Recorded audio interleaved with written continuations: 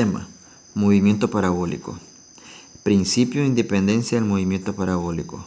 Movimiento parabólico es un movimiento que resulta de la unión de dos movimientos: el movimiento rectilíneo uniforme, que es la componente horizontal, y el movimiento vertical, que le vamos a llamar componente vertical, que es la que nos representa el eje Y, que se efectúa por la gravedad.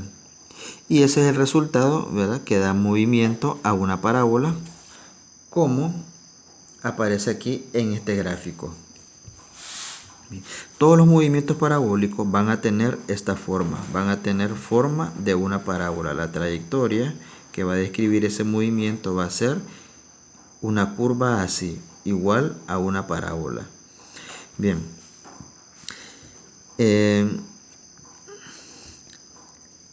Cuando un objeto es lanzado, ¿verdad?, de manera horizontal,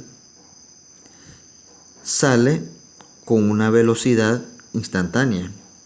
Esa velocidad instantánea, ¿verdad?, que está representada por este vector, va a estar formada o se va a componer, por ser un vector, se va a componer por un vector horizontal y otro vector vertical. Bien, entonces al vector vertical le vamos a llamar componente en el eje horizontal, y al que esté de manera vertical le vamos a llamar componente, ¿verdad?, en el eje vertical. Siempre, ¿verdad?, siempre que se lance un objeto, él va a llegar a una altura máxima. En este punto, la velocidad en el eje Y, ¿verdad?, va a ser 0. Porque aquí en este punto donde alcanza su altura máxima, él se detiene por un instante y empieza a caer por efecto de la gravedad. Cuando el objeto empieza a ascender, la gravedad es negativa, porque hace que la velocidad disminuya. Cuando el objeto empieza a caer, su velocidad empieza a aumentar, y entonces la gravedad es positiva. Bien, veamos un ejemplo de movimiento parabólico. Creo que todos conocen esta imagen, el juego de Angry Birds. Cuando jugamos este juego podemos observar que el movimiento, ¿verdad?, que hace el pajarito es una parábola cuando va a golpear al cerdito antes de que se dispare la ulera. Entonces, cuando se empieza a disparar, ¿verdad?, la ulera y sale volando, entonces el movimiento que describe es una parábola. Ahí está. Entonces, ese es un movimiento parabólico, es un ejemplo de un movimiento parabólico. Entonces, este objeto, ¿verdad?, sale con una velocidad instantánea,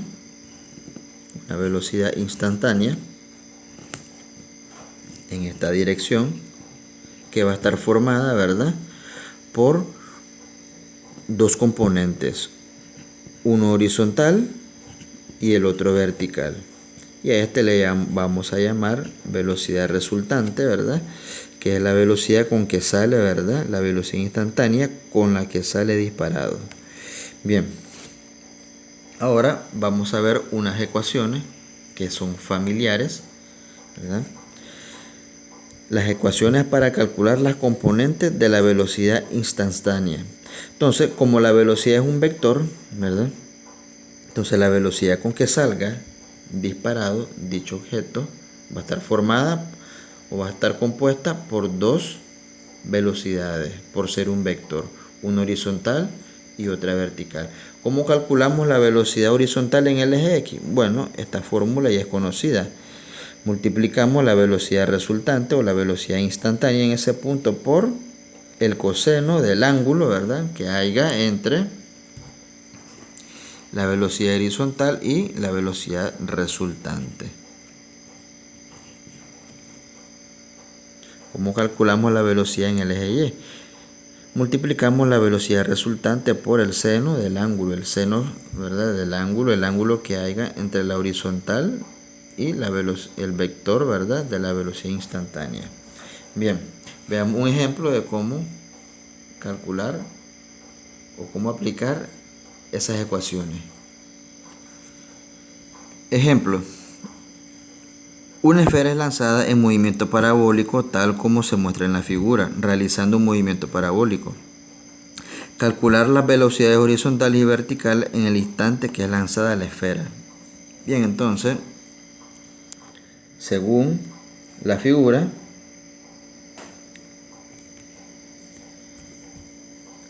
es lanzada una esfera. La esfera, ¿verdad?, describe un movimiento parabólico.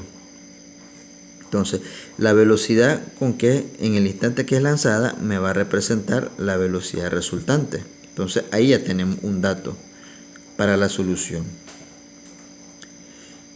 Esa velocidad, ¿verdad?, con que fue lanzada la pelota, me forma un ángulo, ¿verdad?, con respecto a la horizontal de 30 grados. Tenemos otro dato. Bien, entonces pasamos ya a la solución. Para calcular la componente en el eje horizontal, lo que hacemos es multiplicar la velocidad resultante o el vector resultante, ¿verdad?, que es de 100 metros por segundo, por el coseno del ángulo, el coseno que hay entre la horizontal y la velocidad instantánea. Entonces, para que se pudiera formar este vector resultante, ¿verdad?, ¿cuáles fueron las velocidades que se tuvieron que sumar?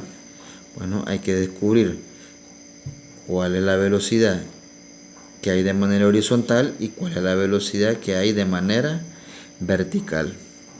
Primero calculemos la vertical, entonces, multiplicando 100 por coseno de 30.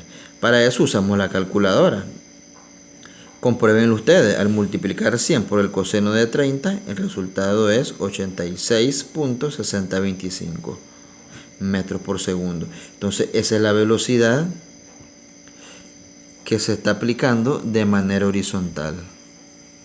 86.6025 metros por segundo.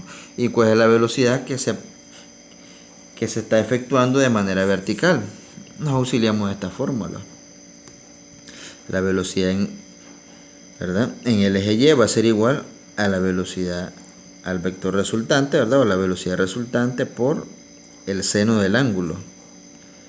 Eso va a ser igual a 100 por el seno de 30, que es el ángulo, ¿verdad?, que hay entre la horizontal y el vector resultante. Al efectuar esto con la calculadora, 100 por seno de 30 nos queda 50 metros por segundo. Ya. Y entonces, ¿verdad?, estas son, ¿verdad?, las independencias del movimiento de este movimiento parabólico. Esas son las velocidades iniciales, ¿verdad?, que hay en el eje horizontal y el eje vertical, respectivamente.